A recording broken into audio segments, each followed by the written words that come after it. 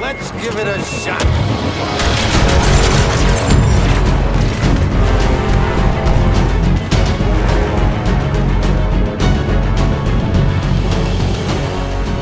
Hey guys, and welcome back to Battlefront updates and some more Star Wars Battlefront 2 news. In this video I've got some very good news regarding the heroes to talk about, because as I said, the communication from the developers have really ramped up the last week, and today Guillaume, the hero designer on Battlefront 2, has enlightened us a bit more on what he is working on in terms of the current heroes, which is actually a big list that includes most of the stuff people have complained about, so I'm simply gonna jump straight into it. He starts off by saying, hey, haven't been here for a while, I've been back at work for about a week now, just wanted to let you know what I'm looking at besides new stuff. First off, he says Palpatine's lightning and dark aura, which is good to hear considering he is very OP, especially the lightning going through walls. And then the combat rolls OP-ness, which is yet again probably one of the biggest complaints, considering that it's very easy to dodge lightsabers with the combat roll. And also Phasma's staff attacks, which are currently very clunky and slow,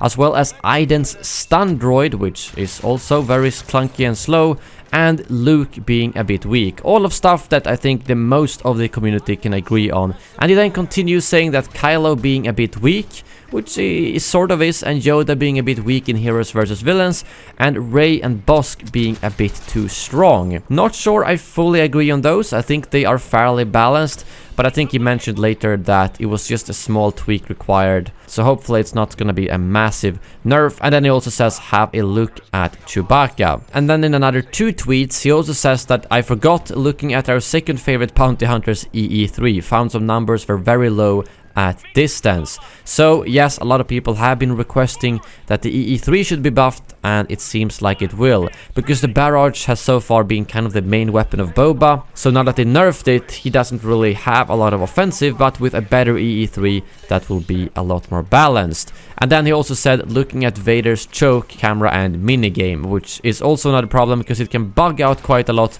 and be fairly slow. But I'm gonna jump into a bunch of responses from him, basically to his own tweets and also to some questions from the community. And Knappen said that the health regeneration should probably be reduced a little bit as well. And Guillaume simply said, yes, but I'd rather fix his abilities going through walls first, otherwise I might over-nerf him. And I think this is a valid point. I did also say that I think the health regeneration might be a little bit too high, but I would rather have them do small nerfs at a time instead of over-nerfing it like he said. So if they fix both Dark Aura and Force Lightning going through walls, I think that's gonna be one big step in the right direction, and if it still feels OP, then they could nerf the health as well. And in response to Phasma's blaster needing a damage buff, he said it was buffed in 1.1 and waiting to see the new data from it. I think her blaster is fine at the moment, and the main issue is her staff attacks, so I don't have any problems with the current version of that. And he responded here regarding future communication and such, saying I know there will be more communication later, I can't talk about the future at the moment, which I think makes sense. The big reveals about seasons or new content never comes directly from the developers, so that makes a lot of sense. And here was actually a very good question from Bacon Games regarding balancing heroes differently for Heroes vs Villains and Galactic Assault, because it is true that some heroes work very differently between the game modes. And he said, yes, that's the goal. I get data both for Galactic Assault and Heroes vs Villains, so the goal is that they are all on a midpoint. But Lando might be rank 5 on Galactic Assault, but rank 9 on Heroes vs Villains. Leia, for example, has a very high KD ratio, but has longer life. She's not as high in points per minute, which makes a lot of sense because she can stand in the back and snipe people, but she isn't very good up close. So I'm very glad to see that they're considering balancing them differently for different game modes, because it is very different in Heroes vs Villains compared to Galactic Assault. In regards to Yoda being able to block lightsabers, he says Yoda should be able to block all blaster and force related attacks. I understand that not blocking lightsabers is controversial for Yoda, but we're currently happy with him having a different gameplay from other lightsaber users. And I fully agree on that. Like I've said, having every lightsaber wielder the same would be very boring. But I am glad that he has said that they will buff him in Heroes vs Villains without actually giving him a block. Because I would rather have them balanced but with different playstyles than everyone being the same playstyle. Because for me the problem is that I don't feel like Yoda is snappy enough, and it also feels like his unleash ability bugs out a bit too often and doesn't actually hit the enemies. And then someone said the same thing that I did, that Rey seems fine in Heroes vs Villains, and Guillaume says that the change won't be drastic. She just stands out a lot in the data I'm seeing, together with Bossk, Palpatine, Wall Lightning and Chewie, which makes sense. I can imagine they're all a little bit better in Heroes vs Villains than the others, so I'm glad that he says that the change won't be drastic. It could be something like slightly decreased lightsaber damage or health or something like that.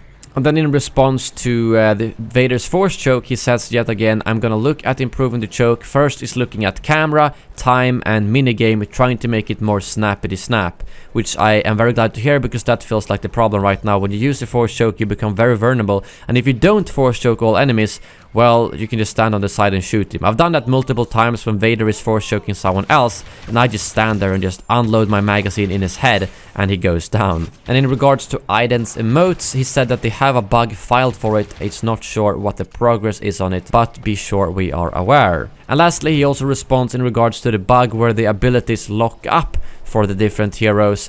But he says that he's keeping it in mind. He doesn't have a good repro for it, which I think means reproduction, so he can actually test it. So it might be an easy fix, it might be a hard one. I have to dig into the script and guess what could be breaking it, but might take a bit of time to fix. So I actually responded with some of my own experience there regarding Vader's Force choke. So if you guys have specific gameplay clips or events that always causes your abilities to lock up, feel free to respond to Guillaume's tweet there, as I'm sure that will help them actually debug when it's happening. But those were all the tweets from now from Guillaume, and as you can see, they are covering pretty much every concern we have about the heroes. Let's just hope they do a good job on nerfing the heroes a slight amount and not over nerfing anyone, at the same time as the buffs won't be too drastic either. Thank you very much for watching, and as always, may the Force be with you.